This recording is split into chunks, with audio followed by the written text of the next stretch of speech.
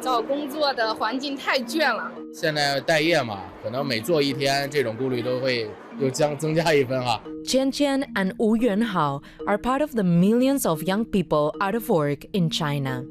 In May, the youth unemployment rate hit a new high, nearly 4 times the national level.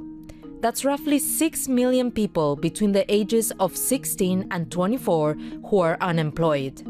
And there are signs it could get even worse in coming months as millions of new graduates enter the labor market over the summer. High unemployment not only affects confidence in the economy, it also risks stoking social dissatisfaction. Ultimately, it could cause social instability if young people grow more angry and frustrated about their lack of opportunities.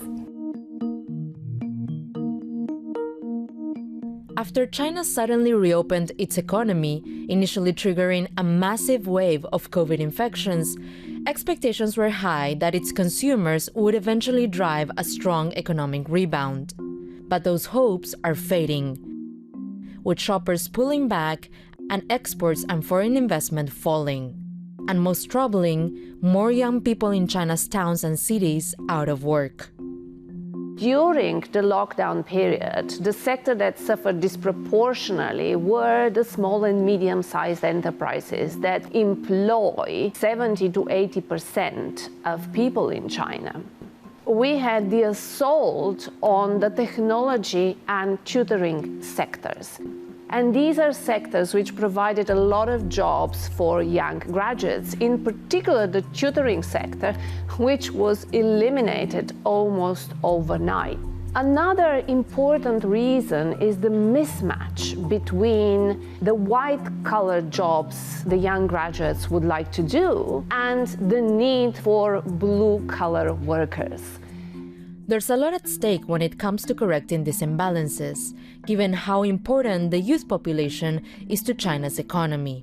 Rising joblessness means less income for young people. Of course, that means less spending on things like education, travel, mobile phones, which means less economic output. Young people are important consumers in the economy, especially in the luxury market. Frustrated by mounting uncertainties, young people are turning to different career paths to secure an income. We've seen an uptick in people interested in taking the civil service examinations in pursuit of this so-called iron rice bowl or job security. There have also been new additions to the lexicon, such as lying flat, where young people are opting out of the rat race, or an escalation of that in letting it rot, when you embrace sort of giving up in the face of what seems like impossible odds. And of course, there is also the study of running, which became popular during COVID in people pursuing opportunities abroad. Some are settling, of course, for lower paying jobs just so they can get the Social Security and health benefits. 找不到合适的工作就是怎么说呢？